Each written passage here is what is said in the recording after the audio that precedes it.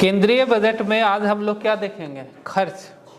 खर्च मतलब 100 पैसा। 100 पैसा कहने का मतलब 100%। मतलब जो हमारा एक साल, हमारा बजट कब का? 2025-26 का। तो हम 2025-26 में 100 पैसा को कहाँ कहाँ खर्च करेंगे, इसका हिसाब किताब देखेंगे आज। तुम लोगों को सबसे पहले बताते हैं, याद होगा जब हम बताए थे आमदनी, रिसिप्ट जिसको प्राप्तियां कहते हैं, तो याद करो कि कितना उधारी ले रहा था केंद्र सरकार। इस बार लिया है कितना पैसा? टोटल उधारी मतलब जो हम बोरोइंग एंड लायबिलिटीज सेक्शन में लिखे थे कितना था, याद है? 24 पैसा। 24 पैसा सरकार उधारी लिया था। बोरो कितना किया था? 24 पैसा। ठीक है, अब इसका ड्रॉबैक्स यहां देखेंगे। ठीक है, ये आमदनी का सेक्शन में आ रहा था। क्या आ रहा था? 24 पैसा उधार लिया है प्लस 1% फिर भी बच रहा था, जो कहां से लेगा? वर्ल्ड बैंक, IMF, दूसरे देशों से। चलो मान लेते हैं मोटा मोटी 24 पैसा उधारी लिया। 24 पैसा उधारी लिया, इसको चुकाने के लिए हर साल 20 पैसा खर्चा करना पड़ रहा है। मतलब ब्याज कितना है? 20 पैसा। फायदा है कि घाटा है? घाटा है। ब्याजे भारी पड़ जा रहा है, बात को समझो। 24 पैसा ले रहेगा, दोनों का डिफरेंस देखो तो 4 पैसा मात्र मेरा हाथ में आ रहा है कि नहीं? क्योंकि हम ब्याज कितना दे रहे हैं? 20 पैसा। वो अलग बात है, हर साल का जो 10 साल 20 साल पुराना है उसका भी ब्याज दे रहे हैं। लेकिन अगर हर साल के हिसाब से देखो तो ले रहे हैं 24 पैसा, ब्याजे दे रहे हैं 20 पैसा, तो बचा कितना? 4 पैसा। तो किसी भी देश के लिए सबसे बड़ा प्रॉब्लम क्या है? ब्याज। खर्च का मेजर हिस्सा कहाँ चला जा रहा है? ब्याज में। जो समस्या है कि नहीं?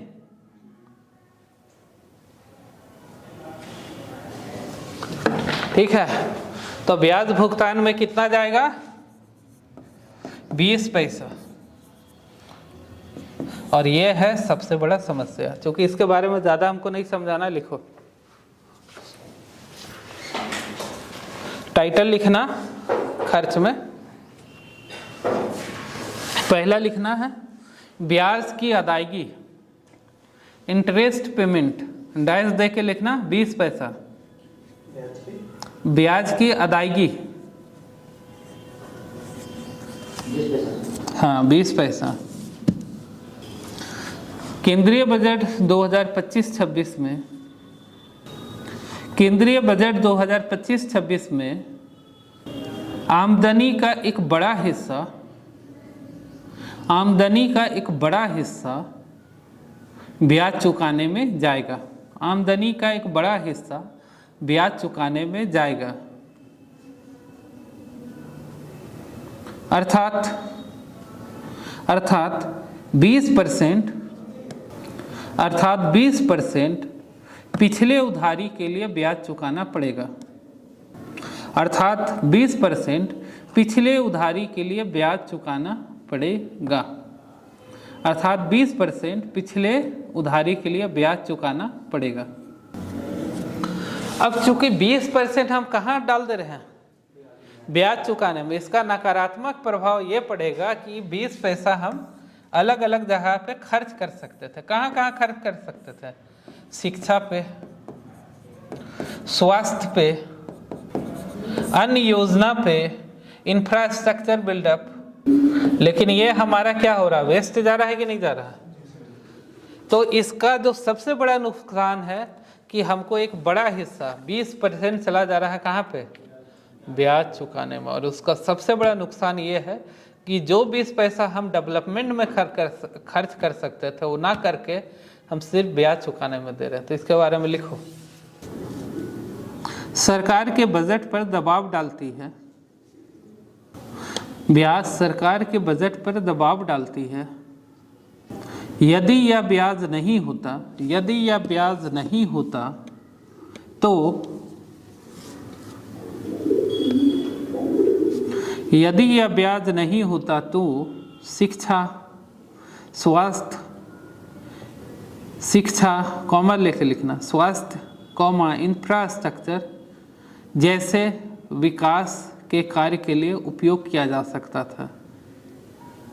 शिक्षा, स्वास्थ्य, इंफ्रास्ट्रक्चर जैसे विकास के कार्य के लिए उपयोग किया जा सकता था। तो समझ में आया? जो सबसे बड़ा दिक्कत आ रहा है वो क्या आ रहा है? ब्याज चुकाने में आ रहा। 20% कम नहीं होता, 20% एक हिस्सा ही निकल गया, 5वां भाग निकल गया। किस चीज़ में? ब्याज चुकाने में।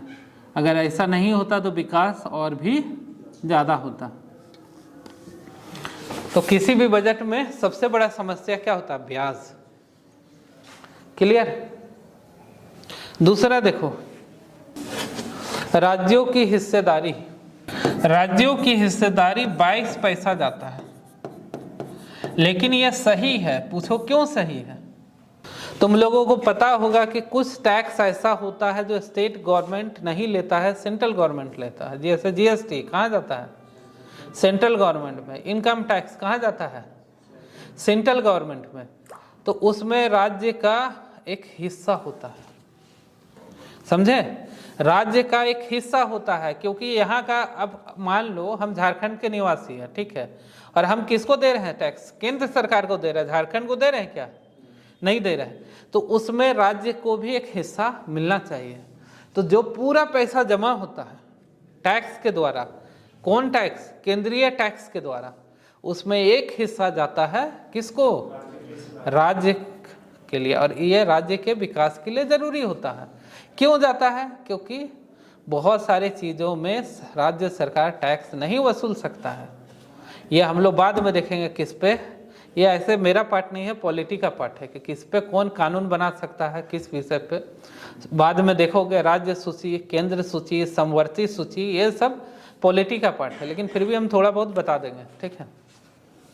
तो कुल मिला के ये समझो कि हर एक में मतलब पैसा वसूलने का राज्य सरकार को हक नहीं है। कुछ ऐसा विषय है जिस पर पैसा कौन वसूलता है? केंद्र सरकार वसूलता है। तो उसमें राज्य को एक हिस्सा जाना चाहिए, तभी तो उसका डेवलपमेंट होगा ना। जैसे जीएसटी है, जीएसटी पूरा कहाँ वसूल होकर जा रहा है? केंद्र सरकार को। तो उसका एक हिस्सा मिलना चाहिए राज्य सरकार को। मिलना चाहिए कि नहीं? सर, जो रेट करके इनकम टैक्स जो किया जाता है वो उससे मिलता है? इनकम टैक्स हमेशा जाता है केंद्र सरकार को। उसमें हिस्सा मिलता है सर राज्य सरकार? एक अलग अलग हिस्सा नहीं मिलता, जोड़ के एक बार मिलता है कि इतना करोड़ इसको देगा। करोड़ नहीं, अरब में रहता है। जैसे 5,000 करोड़, 10,000 करोड़ ऐसे जाता है। छोटा मोटा रकम नहीं जाता है, अलग अलग मिलता है। अब उसका क्या क्या आधार है, कैसे रेशियो बांटा जाता है, उसके बारे में हमको उतना डिटेल नहीं पता है, और हम लोग का काम का भी चीज़ नहीं है। वो हर स्टेट का अपना अपना। और अब जैसे मान लो नॉर्थ ईस्ट है, नॉर्थ ईस्ट मतलब क्या? इधर असम, मेघालय, नागालैंड, इन लोगों को कम पैसा इनकम होता होगा, कम आदमी रहता है ना, लेकिन यहाँ इंफ्रास्ट्रक्चर कॉस्ट ज़्यादा है। तो अभी हम अगला पॉइंट जब पढ़ेंगे तो बताएंगे कि जब नॉर्थ ईस्ट में होता है कोई भी विकास का कार्य, तो 90% केंद्र सरकार वहन करता है। रीज़न क्या है? यहाँ इंफ्रास्ट्रक्चर का बड़ा कॉस्ट है। एक पुल भी बनाना पहाड़ पे आसानी है क्या? नहीं है, खर्चीला है, रिस्की है। तो वो चीज़ अभी हम आज ही देखेंगे, मतलब अभी बताएंगे अगले पॉइंट्स में। फिलहाल इसके बारे में लिखो। केंद्रीय कर और जीएसटी से, केंद्रीय कर और जीएसटी से जो केंद्र को आय होता है, केंद्रीय कर और जीएसटी से जो केंद्र को आय होता है, उसका वितरण राज्यों में किया जाता है।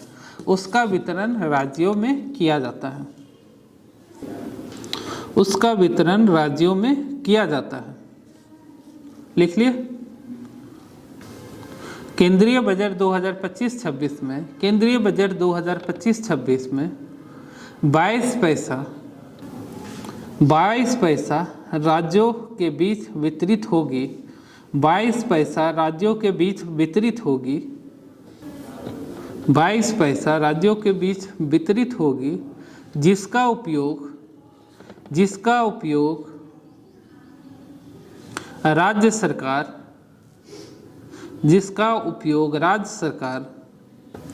विकास कार्यों के लिए करेगा, जिसका उपयोग राज्य सरकार विकास कार्यों के लिए करेगा। इसी पैसा से राज्य सरकार विकास करता है। मेन इसका इनकम होता है किससे? केंद्र से। अभी देखोगे कि झारखंड में हेमंत सोरेन खूब आरोप लगा रहा है केंद्र सरकार पे कि मेरा बकाया नहीं दिया। समझ रहे हो बात को? क्यों लगा रहा है? क्योंकि केंद्र से एक पैसा हमेशा आना रहता है और इसी पैसा से विकास कार्य होता है। ठीक है, अब हम लोग देखते हैं योजना। ये योजना नहीं है, इसी में पैसा कहाँ कहाँ जा रहा है। योजना मतलब क्या है? स्कीम। स्कीम केंद्र के अनुसार दो तरह का होता है। एक होता है केंद्र सरकार की योजना, ठीक है, जिसको बोलते हैं केंद्रीय योजना, सेंट्रल स्कीम। ठीक है। दूसरा होता है केंद्र प्रायोजित योजना। देखो दोनों के बीच अंतर है, ठीक है, हम बताते हैं क्या है। केंद्र का अपना कौन सा टेरिटरी है? अरे केंद्र का तो पूरा देश है ना, है पूरा देश है कि नहीं? केंद्र का कोई अपना है कि दिल्ली ही केंद्र सरकार यहीं है और यहीं चलेगा, इसका रेंज यहीं है? तो पूरा देश है। इसका मतलब केंद्र के अंदर राज्य भी आता है कि नहीं? केंद्र कहाँ विकास करेगा? किसी राज्य में ही करेगा ना। केंद्र का कोई अलग पार्ट तो है नहीं, वो राज्य में ही करेगा। तो केंद्र का जो भी विकास कार्य होता है जिसका 100% फंडिंग केंद्र सरकार करता है, वो आता है केंद्रीय योजना में। केंद्रीय योजना मतलब क्या? पैसा के रूप में इसको समझो कि 100% फंडिंग कौन करेगा? केंद्र सरकार। और यह है 16 पैसा। कितना जाएगा? 16 पैसा। और इसके बारे में बताते, ये जाएगा 8 पैसा। दोनों का मतलब समझो। ये केंद्र का योजना है डेवलपमेंट के लिए, विकास कार्य के लिए, और इसका फंडिंग कौन करेगा? केंद्र सरकार करेगा। केंद्र प्रायोजित योजना, इसका मतलब है कुछ योजना ऐसा होता है जो किसका होता है? देखो अभी जस्ट बताएं, केंद्र सूची, राज्य सूची, समवर्ती सूची। देखो अंतर क्या है? केंद्र सूची मतलब ऐसे विषय जिस पे कानून बनाने का हक सिर्फ केंद्र सरकार को है, उसको बोलेंगे केंद्र सूची। राज्य सूची ऐसे विषय जिसमें कानून बनाने का हक सिर्फ राज्य को है, उसको बोलेंगे राज्य सूची। समवर्ती सूची ऐसे विषय जिस पे दोनों को कानून बनाने का हक है, उसको बोलेंगे समवर्ती सूची। जैसे विवाह संबंधित कानून।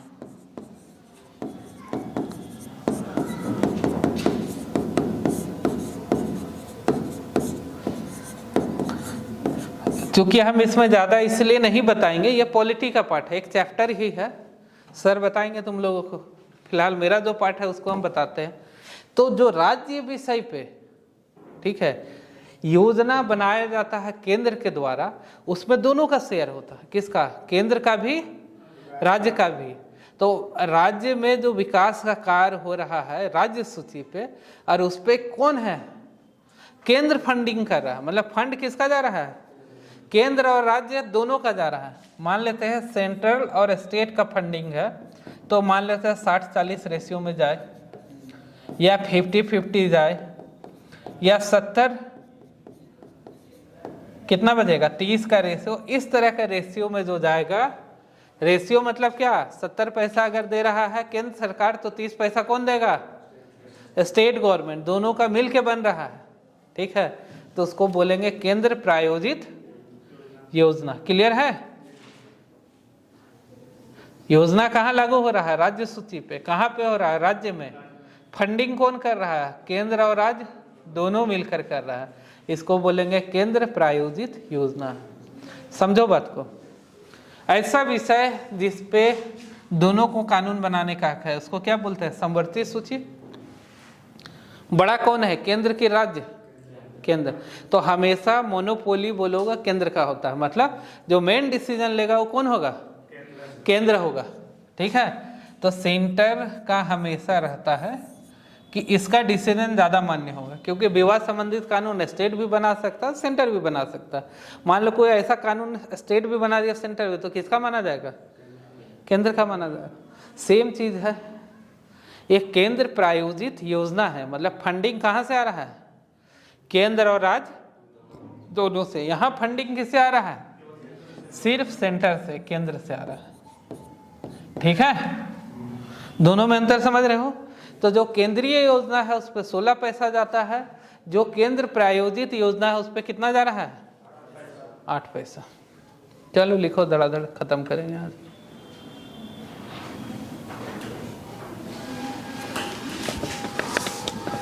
विकास के वे कार्य जिसकी योजना केंद्र सरकार बनाती है। विकास की वे कार्य जिसकी योजना केंद्र सरकार बनाती है एवं खर्च भी केंद्र सरकार करती है, उसे केंद्रीय योजना कहते हैं। उसे केंद्रीय योजना कहते हैं। मतलब कौन बना रहा है? योजना भी केंद्र बना रहा है, पैसा भी कौन दे रहा है? केंद्र दे रहा है, तो उसको क्या कहेंगे? केंद्रीय योजना। देखो, इसलिए बार बार नहीं लिखा रहे हैं। विकास का कार्य मतलब तुम लोग को पता है, इंफ्रास्ट्रक्चर का बिल्डअप, शिक्षा, स्वास्थ्य, सामाजिक स्थिति का, तो वो बार बार लिखाना जरूरी नहीं है कि लाइन को। ठीक है, तो विकास का कार्य के लिए जो भी योजना बन रहा है केंद्र के द्वारा, उसका फंडिंग कौन कर रहा है? केंद्र कर रहा है, तो यह आएगा केंद्रीय योजना में। बजट 2025-26 में 16%, बजट 2025-26 में 16% केंद्रीय योजना में खर्च किया जाएगा। लिखो दूसरा, केंद्र प्रायोजित योजना। केंद्र प्रायोजित योजना वे योजनाएं जो केंद्र सरकार राज्य के साथ मिलकर प्रारंभ करती है, उसे केंद्र प्रायोजित योजना कहते हैं। वे योजनाएं जो केंद्र सरकार राज्य के साथ मिलकर प्रारंभ करती है, उसे केंद्रीय योजना कहते हैं। उसे केंद्रीय योजना कहते हैं। वे योजना जो केंद्र सरकार राज्य के साथ मिलकर प्रारंभ करती है, उसे केंद्रीय योजना कहते हैं।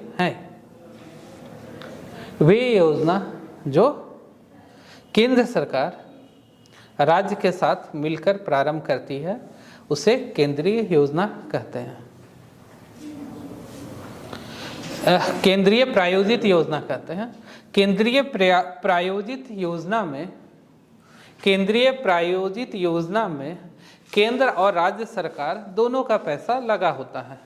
केंद्रीय प्रायोजित योजना में केंद्र और राज्य दोनों का पैसा लगा होता है।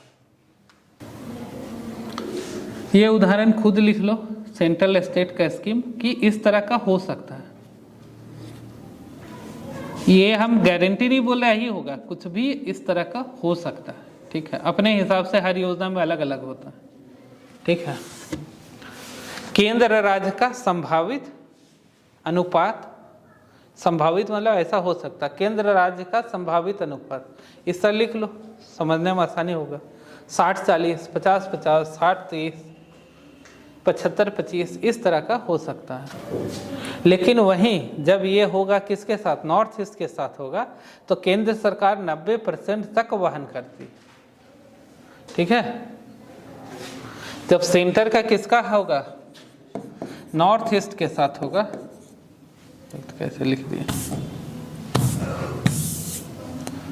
सेंटर और नॉर्थ ईस्ट का होगा तो 90% तक केंद्र सरकार वहन करती है।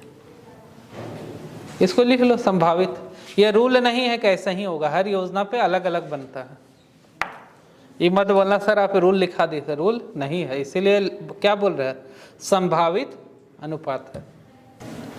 क्लियर है? रितेश, सुशील, आकाश, संदीप, कुछ कंफ्यूजन? अब आते हैं रक्षा। रक्षा में 8 पैसा लगता है। कितना लग रहा है? 8 पैसा। रक्षा के लिए क्या आ रहा है? पहला साजो सामान, सेना का जो होता है ना, क्या साजो सामान मतलब वर्दी हो गया, बाकी चीज हो गया, इसके लिए। दूसरा है सैन्य परीक्षण, ट्रेनिंग सेना के लिए जरूरी है कि नहीं। तीसरा हो गया उन्नत हथियार, किसी भी सेना को ये 3 चीज का जरूरत है कि नहीं, मेन खर्च ये 3 चीज का होता है। तो ये 3 चीज के लिए 2025-26 में कितना केंद्र सरकार खर्च करेगा? 8 पैसा करेगा। चलो लिखो, सटासट खत्म करते हैं 5-7 मिनट। सैन्य बल के लिए साजो सामान, सैन्य बल के लिए साजो सामान, सैन्य प्रशिक्षण, साजो सामान, सैन्य प्रशिक्षण और उन्नत हथियार की आवश्यकता होती है। सैन्य बल के लिए साजो सामान, सैन्य प्रशिक्षण और उन्नत हथियार की आवश्यकता होती है, जिसके लिए केंद्रीय बजट 2025-26 में 8% खर्च किया जाएगा। जिसके लिए केंद्रीय बजट 2025-26 में 8% खर्च किया जाएगा। जिसके लिए केंद्रीय बजट 2025-26 में 8% खर्च किया जाएगा। एक और इम्पॉर्टेंट चीज है, उसका नाम है सब्सिडीज। सब्सिडीज याद है, जिसको हम लोग क्या बोलते हैं? सरकारी छूट। सरकारी छूट के बारे में पता है ना, क्या होता है सरकारी छूट? वस्तु का जो मूल्य रहता है उस पे ना दे तो उसका छूट देके कुछ कम रेट में दिया जाता है। फायदा गरीब लोगों के लिए और लो क्लास वर्ग के लिए सब्सिडी का प्रावधान किया गया ताकि जरूरत की चीज़ों को सस्ते में लिया जा सके। समझे बात को? इसीलिए सब्सिडी होता है। जैसे पेट्रोल का सब्सिडी अगर अभी तो नहीं है, तब क्या था कि एक हिस्सा सरकार पर लीटर खुद वहन करता था, एक हिस्सा हमसे लेता था। ये ठीक बोला। बीज का सब्सिडी, बीज में क्या है? बीज सस्ता मिलता है। क्यों मिल रहा है? क्योंकि उसका एक हिस्सा सरकार खुद वहन करता है। तो सब्सिडी में खर्च होता है अच्छा खासा पैसा। और जरूरी है कि नहीं? जरूरी है। सब्सिडी नहीं मिलेगा तो किसान का हालत, बाकी लोगों का हालत खराब होगा कि नहीं? तो सब्सिडी में लिखो, सब्सिडी में लिखो 6 पैसा। गरीब और वंचित वर्ग के लिए सब्सिडी दी जाती है। गरीब और वंचित वर्ग के लिए सब्सिडी दी जाती है ताकि जरूरत के सामान को कम खर्च में खरीदा जा सके, ताकि जरूरत के सामान को कम खर्च में खरीदा जा सके, ताकि जरूरत के सामान को कम खर्च में खरीदा जा सके। सब्सिडी का मतलब एक हिस्सा सरकार खुद वहन करती है। सब्सिडी का मतलब एक हिस्सा सरकार खुद वहन करती है। पेंशन है 4 पैसा। 4 पैसा अनुमान है ना कितना है? और पेंशन क्यों दिया जाता है पता है ना? तो इसको सीधा सीधी लिख दो, पेंशन 4 पैसा। अलग है, अलग, इसके बारे में लिखा नहीं रहे इसलिए कि छोटा सा पॉइंट है। 2-3 लास्ट का छोटा पॉइंट है जिसके बारे में नहीं लिखाएंगे, वही बता दे रहे हैं। लिख लो अलग पॉइंट। सब्सिडी एक पॉइंट हुआ, 6 पैसा खर्च हुआ सब्सिडी में। अलग पॉइंट हुआ पेंशन, उस पर खर्च होगा कितना? 4 पैसा। वित्त आयोग और अन्य मद के लिए खर्च होगा 8 पैसा। बता रहे, सब बता रहे, क्योंकि अब बचा नहीं है ज़्यादा। अन्य खर्च के लिए बच कितना जा रहा है? अन्य खर्च के लिए बच रहा है 8 पैसा। एक एक करके सबको बता देते हैं, हो जाएगा खत्म।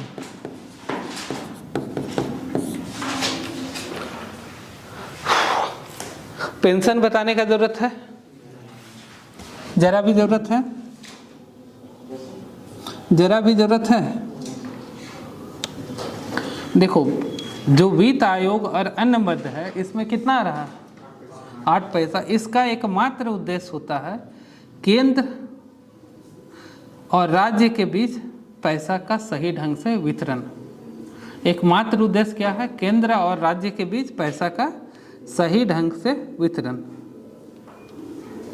इसके लिए क्या करना पड़ता? प्रबंधन। अरे डायरेक्ट पैसा नहीं जाएगा ना, जो भी मैनेजमेंट में खर्च हो रहा है वो कितना होगा?